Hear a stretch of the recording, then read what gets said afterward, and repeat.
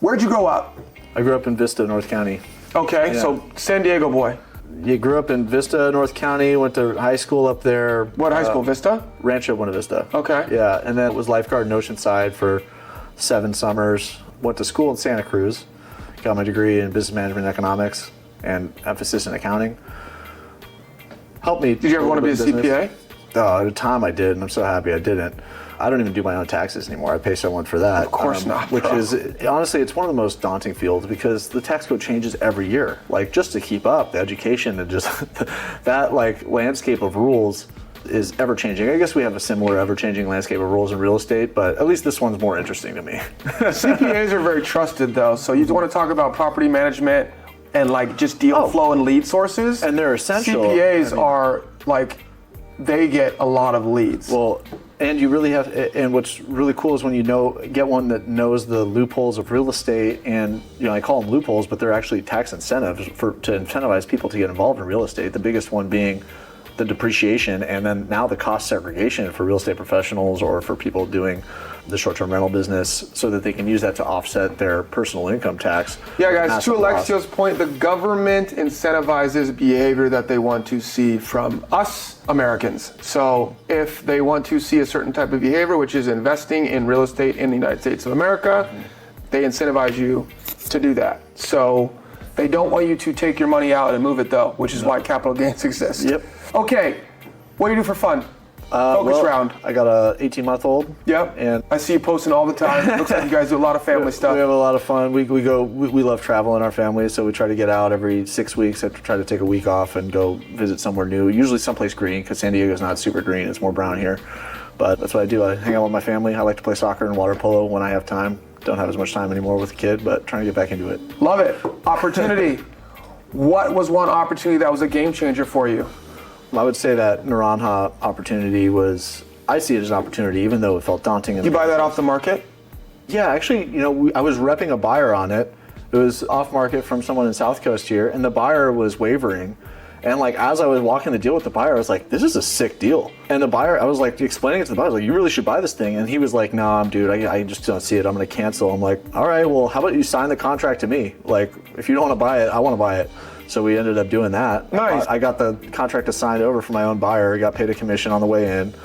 And we funded that one. Do you feel like being in the market as a broker, Alexio, gives you access to more deals? You're doing property management. You have a CPA background. It sounds like you have obviously an extensive sort of repertoire. But being a broker, do you feel like because you're in the market, because you're sourcing buyers, because you're representing sellers, that it gives you essentially more opportunity as an investor?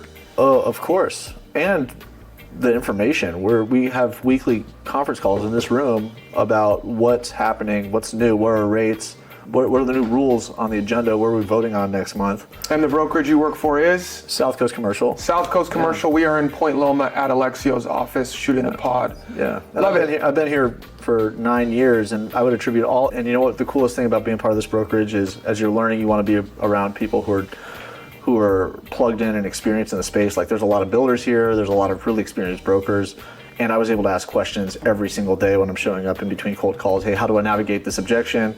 Hey, this guy says. So you guys have a good sort of training program or mentorship program here? I wouldn't say it's it's more of a loosey-goosey training. I think the training is by doing and asking questions. It requires someone at South Coast, you're required to ask questions. You don't come here and then go through some sort of like portal where you have to get through these different, sections of an online course. Yeah. It's, hey, talk to people on the phones and ask questions, get interested, apply yourself and ask questions. And this was a perfect place for me because go for it and we'll help you. That's the type of learner I am. Same. And everybody was more than happy to share all Tell me the goal that we're working on here. I have my own goals. Yeah. Let me go and then help me along the way. It doesn't work for everybody though. We have a lot of agents come and go because they really need someone to tell them what to do. They're systematic. Right. Yeah. And I've never been the kind of person that likes to be told what to do. So you're an entrepreneur, bro. You're an entrepreneur. Choose your own destiny, right? Right. Let's go to communication.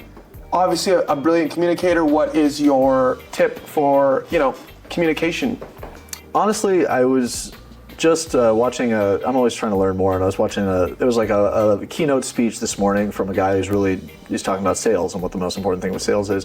I think the most important thing with life is that even the people I talk to on the phone, it's about finding what they are passionate about and actually learning from them. Just like I said here at South Coast, I was asking questions all the time. I'm actually interested in most things. So you find someone who's a helicopter pilot, like you get deep into, what did it take to get there? Man, what is like one of your biggest, this is a great question, I learned this from Jeff Fenster. It's like, what is the biggest challenge that you're trying to overcome in your business today? And then you let them talk about it, and people don't get asked that often, but that is a question, and then oftentimes they'll tell you the answer, like, oh, hey, right now I'm trying to scale from like 1 helicopter to 3 helicopters, and the biggest problem is I don't have financing. I'm like, oh, that's cool. I talked to a lot of lenders. This one guy does business lending.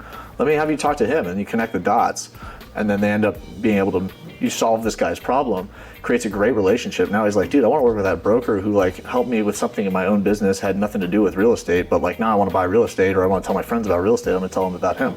I think it's about getting, so to answer your question, best thing about communicating is asking questions that turn people on.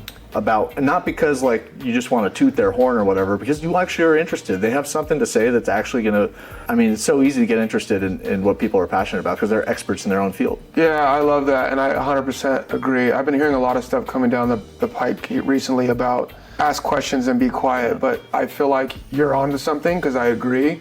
I feel like there's so much angling when it comes to that. It's like, well, now what's the perfect amount of time to wait for the question or whatever? Like, no, it's like, actually invest in what this guy's passionate about, and you get to learn something, which is added value. It's actually cool because to your helicopter analogy, it's like, I think knowing some stuff about helicopters is pretty cool. Helicopters are dope. Dude, I could say the same thing about like a sewer line, because I'm like, yeah, sewer lines are not notoriously dope, but like, I'm constantly building sewer lines. I'm like, huh. Okay, you know what's great about sewer and plumbing? I'm actually going to post about this, bro. Oh, yeah? Just imagine your life without plumbing.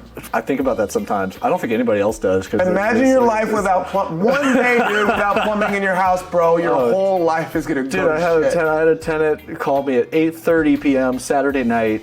Hey, our plumbing's backed up. Yeah. And it was like both tenants at the same time because they were on the same line. I was like, oh, fuck. And it's Sunday tomorrow. Luckily, I have a good contractor in North County who does all my stuff. He's like, okay, I'll go check it out in the morning. Hit it with a snake, emptied it out, but it was like coming up you got plumbing coming up, the toilet, and the Same thing with summer bathtubs. AC, bro. Same thing with summer AC. Medieval times, dude. I don't know how they survived. Okay, 2 more in focus round. We're moving quick. You, understanding. What is one thing you wish you had understood a little bit earlier in your career or maybe even your life, Alexio? I think the thing I wish I understood earlier would probably be about doing more deals sooner. But the way to do more deals is you have to understand how capital stacks work. And up until this last year, I wasn't even really recently partnered with a guy. I let him in on a project he really wanted to be a part of.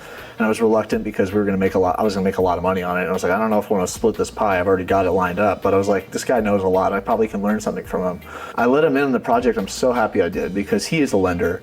And he introduced me to construction lenders who, they've made it so that I don't have to pay out of pocket for my ADUs. They are now creating the financing to where I get better terms, lower down payment on the purchase, and then they fund 100% of my ADUs. That means that instead of the one project, I can do 5 projects. And that means I can amplify my equity growth by 5x. So by giving this guy, let's say, I'm just going to use random numbers. These are not the numbers for the actual project. Let's say you were going to make $1 million net. Mm-hmm. And this guy came in, and again, I don't even want to know the equity stake. It doesn't matter. But let's say he wanted a 50% of the equity, and you acquiesced to that and agreed to let him in. So he's making $500,000 where you would have made $1 million on one project. But by having this guy, forming a partnership and a relationship with him, tapping into his network, his expertise, it has now opened up the ability for you to essentially make 500,000 times 5, which is 2.5 million, in addition to what you can make on the next 5, 10, 15 projects. Yeah, just means that I can do that every single year.